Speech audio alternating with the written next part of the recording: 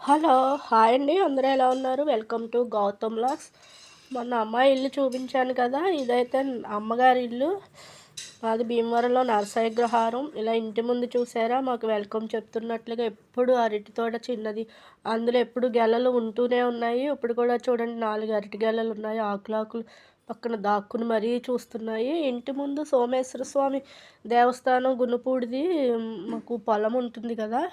ఆ పొలం ఇప్పుడే నార్లు వేశారు. మొన్నే కోత అయింది. తర్వాత దుక్కు దున్నారు. తర్వాత నాట్లు వేశారు. ఇది అమ్మాయి ఇల్లు వాకిలి. ఇది చిన్న గేటు బాగుంటుంది. ఇంకా నాన్నగారు ఎవరైనా ఫ్రెండ్స్‌తో కూర్చోవడానికి 4 చైర్లు వేసుకుంటారు. ఇది నాన్నగారు బండి. ఇది కారు వెళ్ళే గేటు. ఈ గేటు ముందుగా అయితే గనక రోడ్డు ఉంటుంది. ఇదే రోడ్డండి. ఈ రోడ్డు ఎమ్మట ఓవర్ బ్రిడ్జి డౌన్‌లోంచి వస్తే ఇలా చివరికొస్తే నరసాయిగ్రహారం వస్తది. ఇక్కడ అల్లూరి రెసిడెన్స్ పక్కన నాన్నగారి ఇల్లు. చూసారా తులసి మొక్క దగ్గర మా అమ్మ కృష్ణ పాదాలు, నామాలు అన్నీ వేయించుకున్నారు ఆవిడ. ఎప్పుడొచ్చినా ఏదో ఒకటి వేస్తాను. నాకు వేయడం సరదా. పిల్లను గ్రోవి అన్నీ వేశాను. అమ్మకి ఇష్టం, మాకు ఇష్టం. అమ్మ ఇంట్లో కూడా వేశాను. ఇక్కడ కూడా వేశాను. ఇదైతే హాల్ అండి. హాల్‌లో నాన్నగారు ఇలా 2 కుర్చీలు వేసుకుంటారు. ఒక దాంట్లో కూర్చొని, ఒక దాంట్లో కాలు పెట్టుకుని టీవీ చూస్తూ 2, 3 సీరియల్ చూస్తారు. ఇంక పెద్దవారు కదండీ! వాళ్ళ కాలక్షేపానికి అదే చూస్తారు. ఇదైతే అమ్మ దేవుడి గుడి. ఈశాన్య మూలన ముందుగా అక్కడ చిన్న దేవుడిని పెట్టుకుని, పక్కన పెద్ద దేవుళ్ళు పెట్టుకున్నారు. ఇదైతే భోగి అంటే భోగి పిడకలే కదండీ! సాంప్రదాయమైన ఇది ఆవు పేడతో అమ్మ పిడకలు చేసి ఉంచారు. నేనైతే వచ్చి మా మనవలిద్దరికీ సమ్ము, గౌతుకైతే గనక దండలు గుచ్చుకున్నాను. ఎంతో సాంప్రదాయమైన పద్ధతిలో గుచ్చుకున్నాము.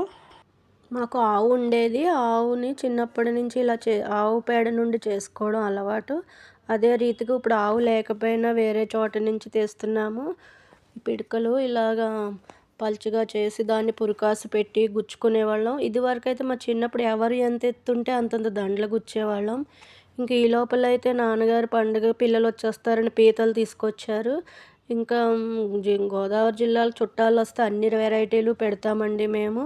పీతలు, రొయ్యలు, చేపలు అన్నీ ఫ్రిడ్జ్‌లో స్టోర్ చేసి ఎవరికి ఇష్టం వచ్చినప్పుడు అలా వీలుని బట్టి అలా వండుకోవడానికి పీతలు అయితే చేసేసాము. ముందుగా ఇలా పెద్ద పెద్ద ముక్కలు చేసుకుని కాళ్ళు వేరే సెపరేట్ చేసాము. వండేటప్పుడు కలిపే వండేస్తాము. కాకపోతే కాళ్ళు కూడా ఇలా కొట్టుకుంటే తినడానికి ఈజీగా ఉంటుంది. ఇగురు వండొచ్చు, పులుసు వండొచ్చు. దీంట్లో వంకాయ కాంబినేషన్ బాగుంటుంది పీతల్లోనూ. పీతనైతే కట్ చేసి ఇలా కొట్టి ఉంచాము. ఈ 2 కలిపి ప్యాక్ చేసి ఉంచుకుని పండుగల్లో వండుకుంటాము. ఇంకా రేపు కానీ ఎల్లుండి కానీ మామూలు కూరలో వండుతాము. నాన్ వెజ్ కూరలు సిటీ నుంచి వచ్చిన వాళ్ళకి ఇష్టమని అవి కూడా వండుతాము.